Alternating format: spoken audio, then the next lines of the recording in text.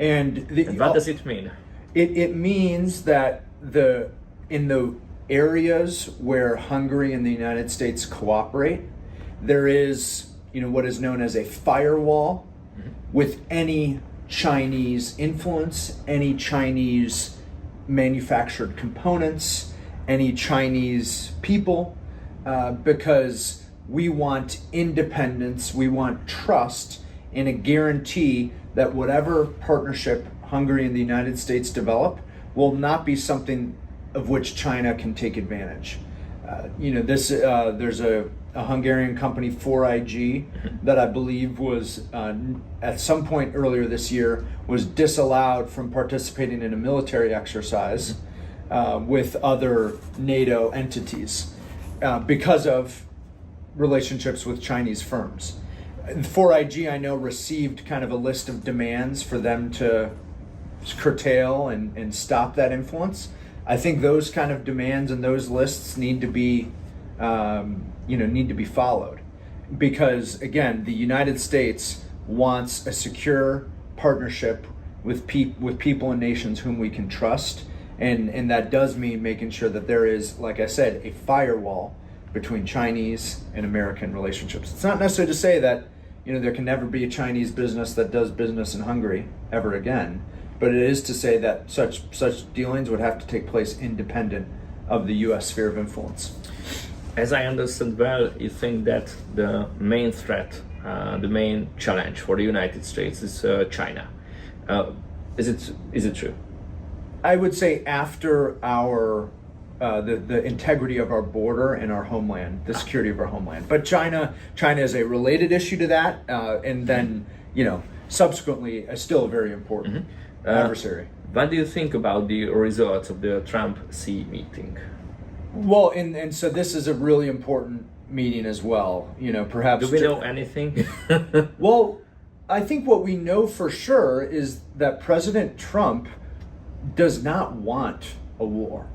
There's this consensus around Washington, D.C. that a war with China or some sort of conflagration with China is inevitable. And I think President Trump wants to take that off the table.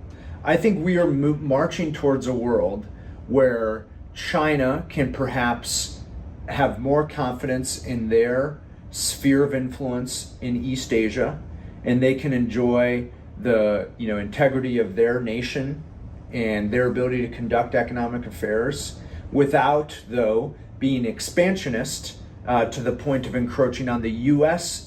sphere of influence in the Indo-Pacific and around the world.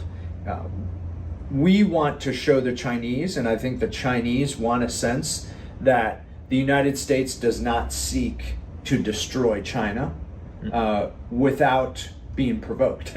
and so long as we, as China and the United States, can show each other that they want to prosper and succeed without curtailing the other's interests, much less being more adversarial, then I think we are starting to see a world where there can be this peaceful coexistence of two powers, a multipolar world. So some kind of positive competitors?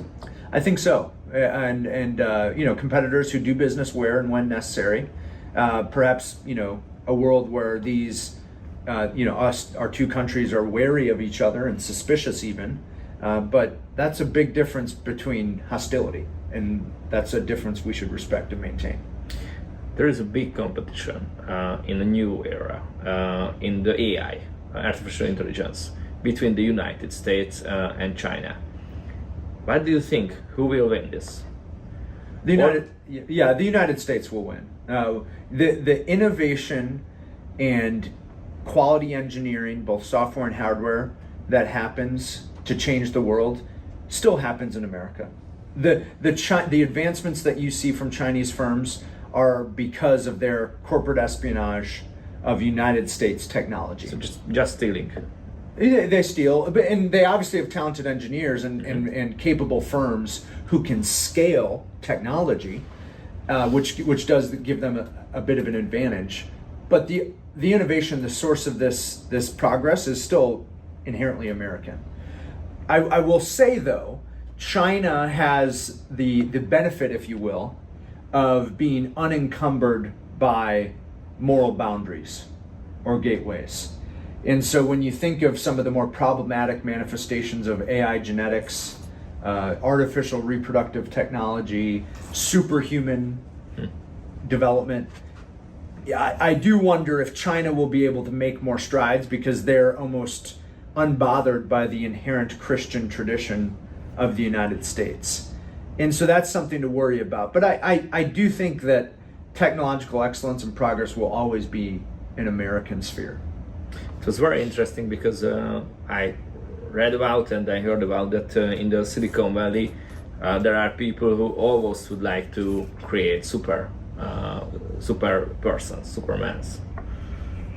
Well, that's true, but I think that it's one thing for the hyper rich in Silicon Valley to have kind of fantasies of post-human life, future. right. But I still trust the kind of cultural milieu and coherence of America to want to keep a lot of that more obscure, bizarre manifestations of AI technology in check. But in China, I think there's already some signs that there is some state-sanctioned efforts to pursue, like you say, this post-humanity, these post-human capabilities. And that's I don't think it's necessarily scary, but it's something of which to be wary.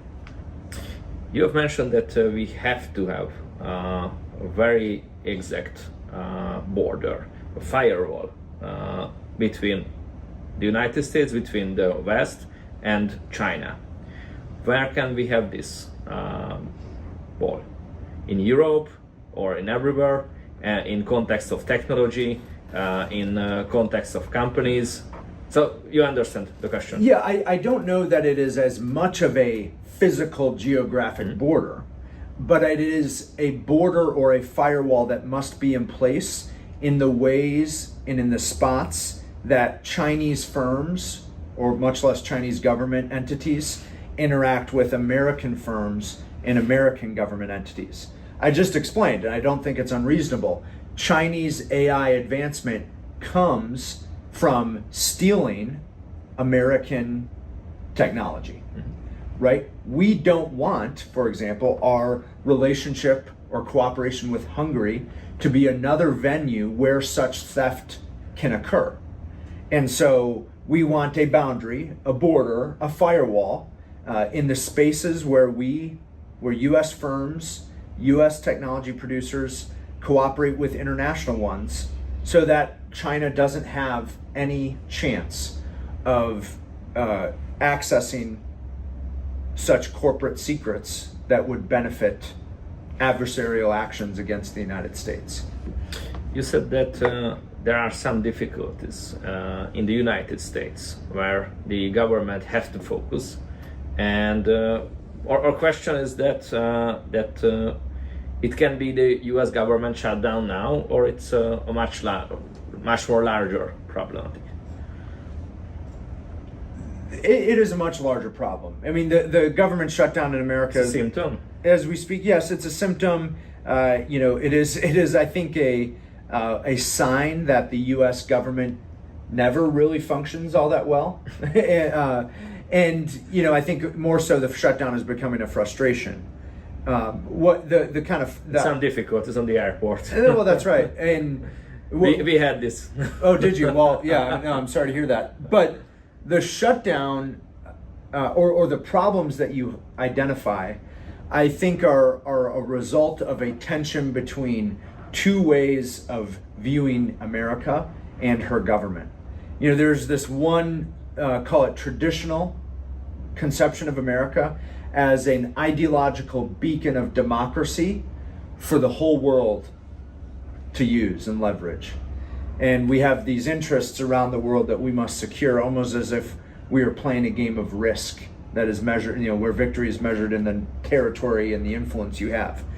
This new, very Trumpian conception of America and her government is one where, in fact, the American people are seen as the main beneficiaries of the policies that take place in Washington, D.C.